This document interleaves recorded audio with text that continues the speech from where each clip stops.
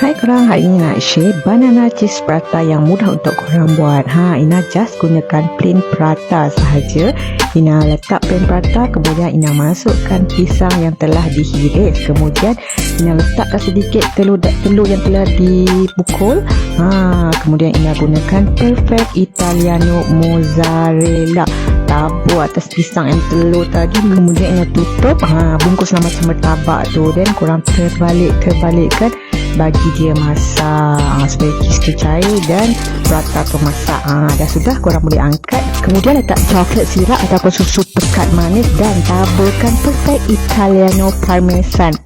Memang sedap.